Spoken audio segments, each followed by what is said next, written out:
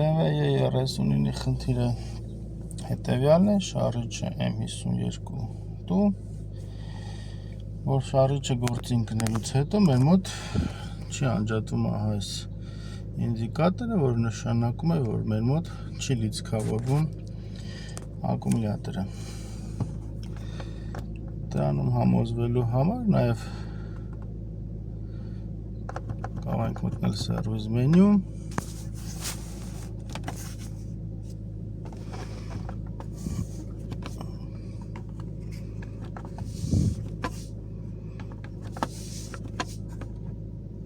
եւ համոզվենք, որ մեր մոտ այժմ ակումուլյատորը ունի ընդամենը 11.6 վոլտ լարում, սակայն նորմալ ժամանակ այն հիմա պետք է լիներ մոտ 13.8 վոլտից մինչև 14.2-3 վոլտ լարում, կախված ակումուլյատորի լիցքաթափվածության աստիճանից։ Ակումուլյատորի չլիցքավորելը կարող է ունենալ մի քանի պատճառ, որոնցից մեկը ռեմենի կտրված լինելն է, որը չի պտտում դինամոյին, մյուս տարբերակը մաշվում են ածուխները գեներատորի, շարքից դուրս է գալիս լարման կարգավորիչը եւ կարող են պոկված լինել լարեր, որոնք ակտիվացնում են գեներատորին, որպեսզի այն սկսի արտադրել, այսինքն սկզբում տալիս են 12 վոլտ համապատասխան ոտքին, որպեսզի գեներատորը սկսի արտադրել լարում։ Այժմ անցնենք ստուգումներին։ Որպեսզի ազատ տարածություն առաջանա աշխատանքներ կատարելու համար, սկզբում հանում ենք օդի ֆիլտրը իր համակարգի հետ միասին, որի համար քանդում ենք այս դոլտը, անջատում ենք DMR-ն, հանում ենք այս շլանգը, լացնում ենք այստեղ խամուտը, դուրս ենք բերում իր տեղից այս համակարգը։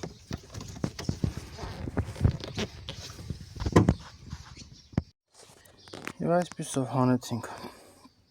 օդի ֆիլտրը, այժմ ունենք ազատ տարածություն, որտեղից երևում է ռեմենը, որ իր տեղում է, որպեսզի չքանդենք ավելորդ դետալներ եւ հանենք դինամոն իր տեղից, փորձենք ահա այստեղից հասկանանք ինչումն է խնդիրը։ Լարման կարգավորիչը եւ ածուխները գտնվում են այս մասում։ Հետևաբար մեզ պետք է քանդել այս պաշտպանիչ կափարիչը, որի համար անջատում ենք ահա այս խամուտը, անջատում ենք ակումուլյատորին գնացող լարը եւ անջատում ենք այս լարը իր տեղից։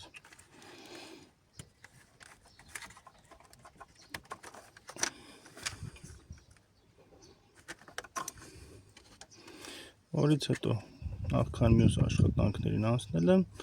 անջատում ենք ակումուլյատորը։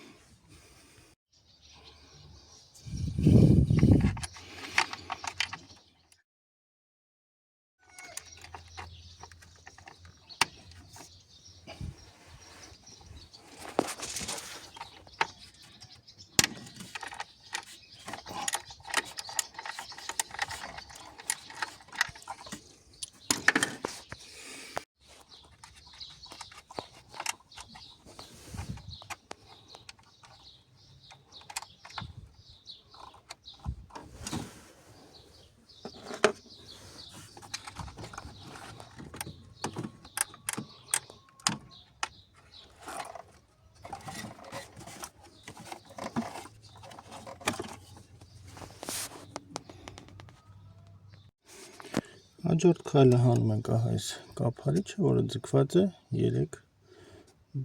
գայկաներով, 1 եւ 3-րդը։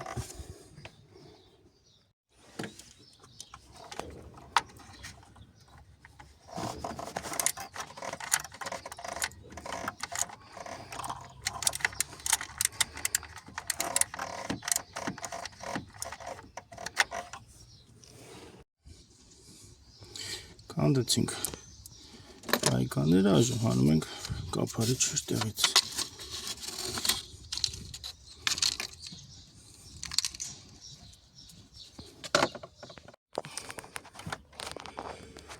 Հաջորդ քայլը քանդում ենք այս 2 գայկաները եւ տեղից հանում ենք լարման կարգավորիչը, որի վրա գտնվում են ածուխները։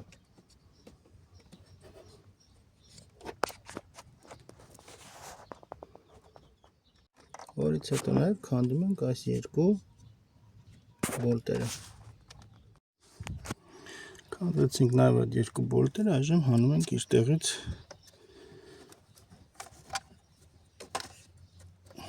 լարման կարգավորիչը ածուխների հետ։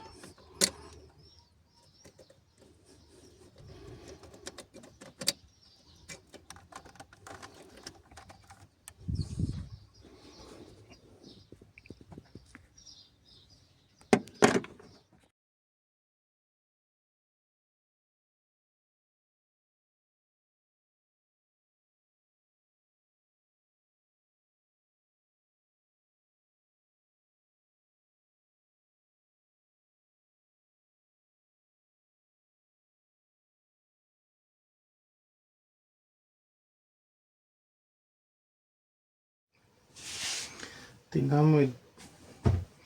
դիոդի մոստերը ստուգելու համար մուլտիմետր դնում ենք դիոդի ստուգման ռեժիմի տակ,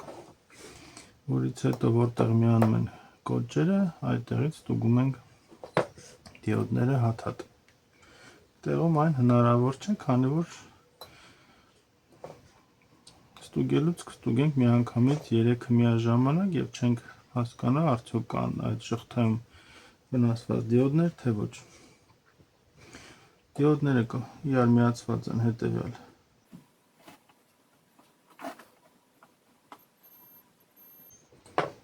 հերթականությամբ, կոնկրետ այս դեպքում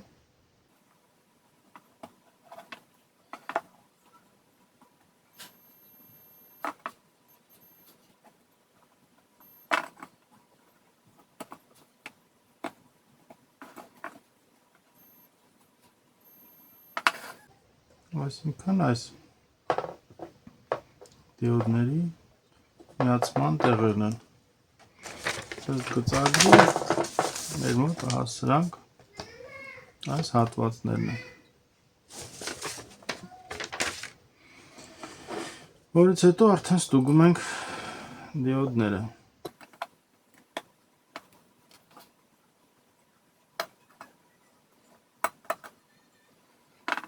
Պլյուսին գնացող դիոդները նորմալ են, այսինքն մենք ստուգեցինք այս 3 դիոդները, այժմ ստուգենք մյուսները։ Նույն ձևով արդեն ստուգում ենք մինուսի հետ։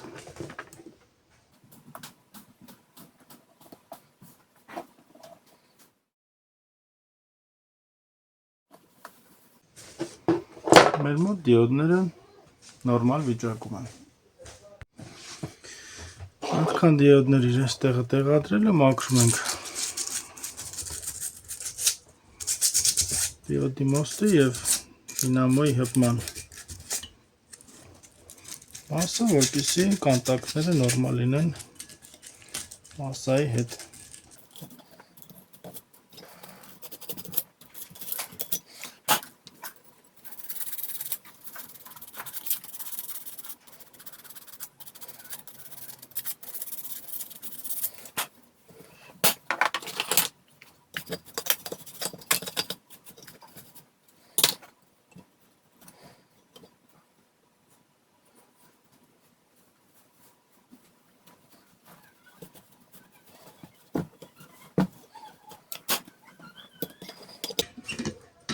որից հետո տեղադրում ենք դիոդի մոստի տեղը եւ ամրացնում ենք իրենց տեղը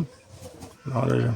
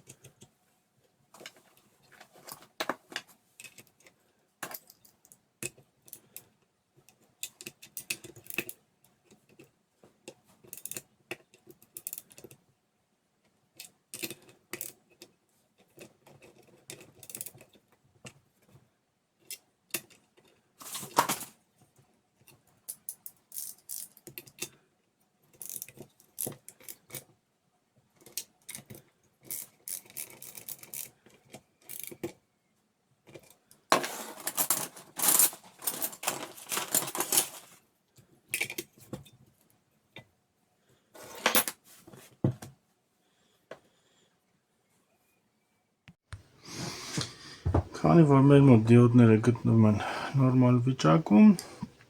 նշանակում է խնդիրը մեր մոտ կապված է լարման կարգավորիչի հետ, որը աշխատում է հետևյալ կերպ։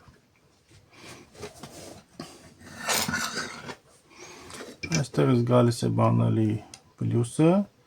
այստեղ միանում է պրիբորի մոտի լույս ինդիկատորը, որը ցույց է տալի արդյոք այս բան կա զայրատկա թե ոչ, ու գեներատորը տալիս է զայրատկա, այսինքն լիցքավորում ակումուլյատորին թե ոչ, որն աշխատում է հետևյալ կերպ։ Քանի գեներատորը ոչինչ չի արտադրում, պլյուսը լամպուշկայի միջով անցնելով գալիս է այստեղ եւ միանում է մինուսին, որի ընթացքում առաջանում է արդեն շղթա եւ մեր մոտ լամպը միանում է։ Երբ մեր մոտ արդեն արտադրվում է լարում, այստեղ լարումը արդեն ոչ թե լինում է մինուս, այլ նույն ձև արտադրվում է պլյուս լարում, որի արդյունքում է լամպի երկու կողմում լինում է պլյուս լարում եւ լամպը հանգում է։ Իսկ որպեսզի գեներատորը արտադրի մեր մոտ լարում, պետք է կարգավորիչը ածուխների միջոցով հոսանք տա այս դետալին, որպեսզի այն մագնիսանա եւ սկսի արտադրել լարում, որի համար մեր մոտ արդեն մինուսը կպնում է ուղիղ միացումով ահա այս ռոտորի այս կոնտակտին, իսկ որպեսզի այն արտադրի, պետք է այս մյուս ածուխով մեր մոտ հայտնվի պլյուսը, ահա այս մյուս գծում, որպեսզի ռոտորը դառնա մագնիսական դաշտ արտադրի, որի արդյունքում էլ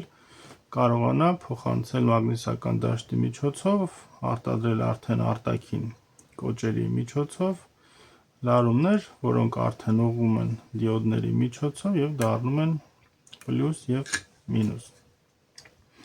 Քանի որ մեր մոտ լամպը չի հանգում, որը նշանակում է մեր մոտ չի արտադրվում, կարող է լինել նաեւ այնպիսի դեպքեր, որ վնասված լինի այս դետալը այնպես, որ արտադրվի լարում, բայց մեր մոտ չանջատվի լամպը,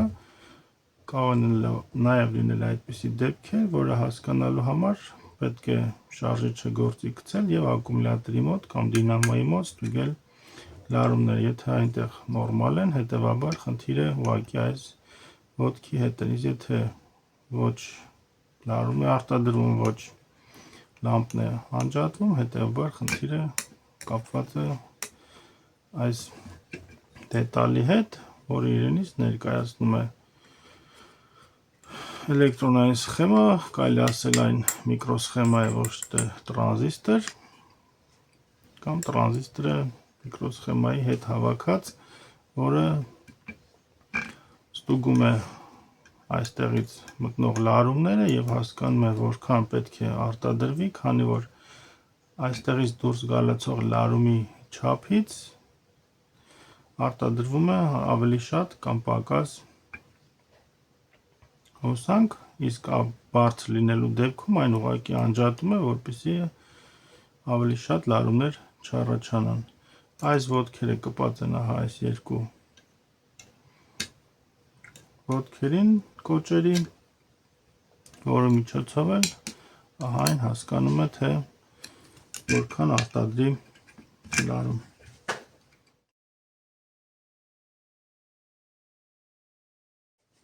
Մյուս պատճառը, որ կարող է լինել չարտադրելու դեպքում, մաշում են այս ածուխները, որոնք կոնտակտ չեն տալիս այս պղինձե դետալների հետ։ Մյուս խնդիրը, այստեղ չի գալիս պլյուս լարում, որպեսզի աշխատի այս միկրոսխեման, որի արդյունքում էլ մեր մոտ նույնպես կարող է չարտադրվել հոսանք։ Մի խոսքով այստեղ պետք է լինի պլյուս 12 վոլտ, սովորական ժամանակ, երբ աշխատանքային վիճակում են, նորմալ վիճակում, այստեղ պետք է լինի մինուս լարում,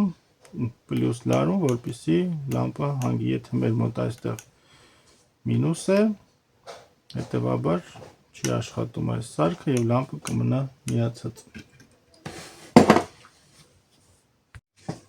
Հաջորդ խնդիրը, որ կարող է լինել գեներատորի հետ, դա յակրի հետ կապված խնդիրն է։ Այստեղ պետք է լինի որոշակի դիմադրություն, բայց մեր մոտ այն բացակայում է, որը նշանակում է, որ ցեփը մեր մոտ կտրված է։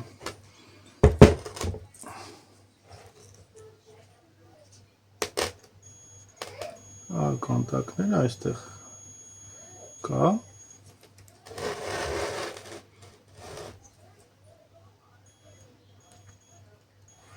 այստեղ լարի իջնում է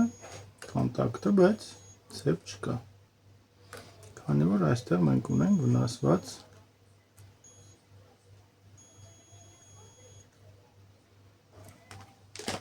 հատված, որտեղից որ խնդիրը առաջացել է և որի պատճառով էլ մեր մոտ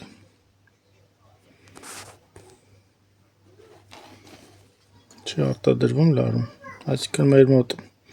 հոսանքի կարգավորիչը տալիս է համապատասխան լարումները, որպեսզի մագնիսանա ռոտորը և կարողանա արտադրել գեներատորը լարում, սակայն այդ հոսանքը չի հասնում իր տեղը։ Այժմ վերականգնենք վնասված հատվածը և փորձարկենք։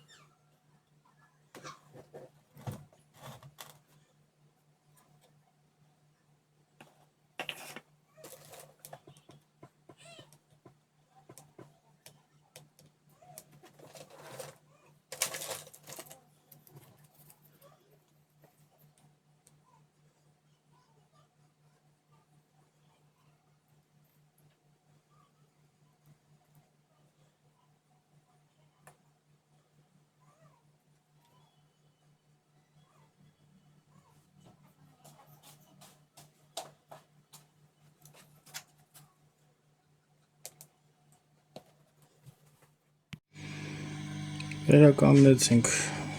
միացման տեղը, այժմ ստուգենք։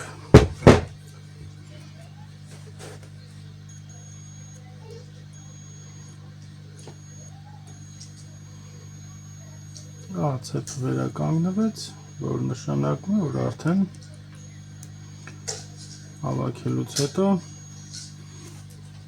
գեներատորը պետք է արդեն արտադրի լարումներ։ Այժմ հավաքում ենք գեներատորը հետ։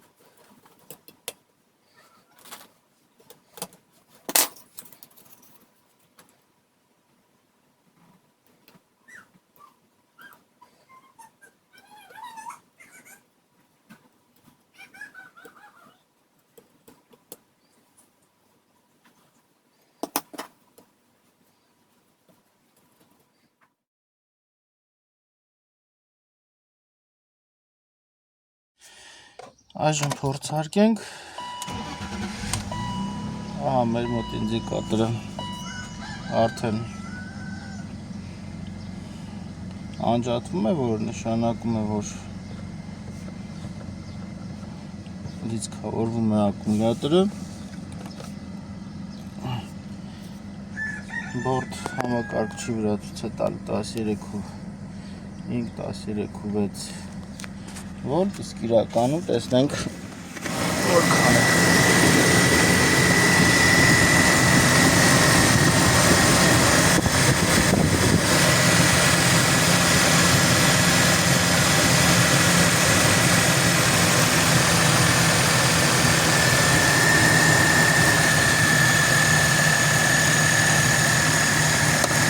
Վերջ խնդիրը լուծվեց, խնդիրը ռոտորից էր, այս դեպքում, որի վրայից ուղղակի գետվել էր լարը։ Վերջ արդեն հավաքենք մնացած դետալները հակառակ հերթականը։